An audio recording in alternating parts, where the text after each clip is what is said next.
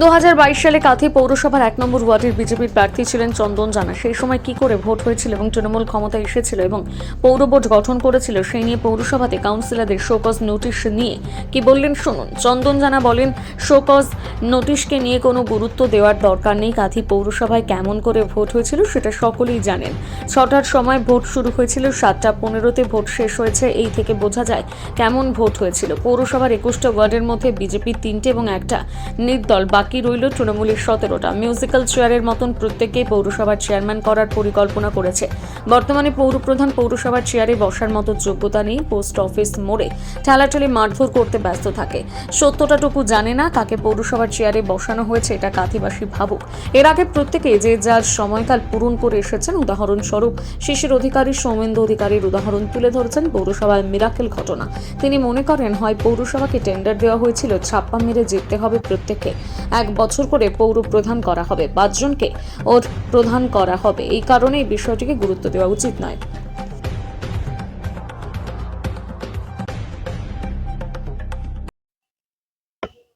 কাঁথি পুরসভার 21 জন কাউন্সিলরকে show cause letter, কি বলবেন? আপনি তো প্রার্থী ছিলেন। শোকজ লেটার নয়, এটা তো মিরাক্কেল, মানে কম্পিটিশন চলছে। চিঠি এসছে, তুমি 2 বছর বসেছো বা 1 বছর বসে তুমি সরে যাও, এরপরে অন্য একজন আসবে।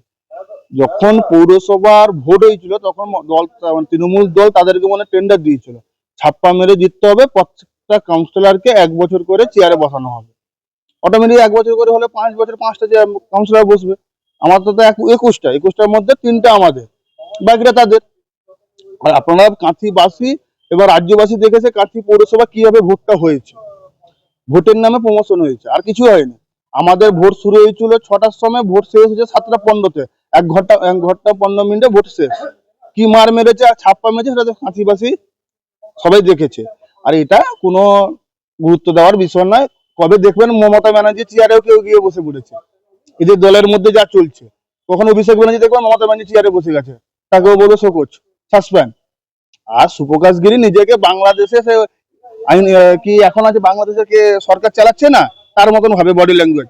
বাবা সম মানুষকে ধরে পোস্ট অফিস মারে, আঙ্গুল তুলে কথা বলে, একে রেরা তাকে তুতা, নিজের ভারসাম্য নিজে ধরে রাখতে পারে না। এই জন্য আজকে এই হাল। আর পৌরসভার চেয়ারে সবার বসার যোগ্য হয়নি, এটা প্রমাণ।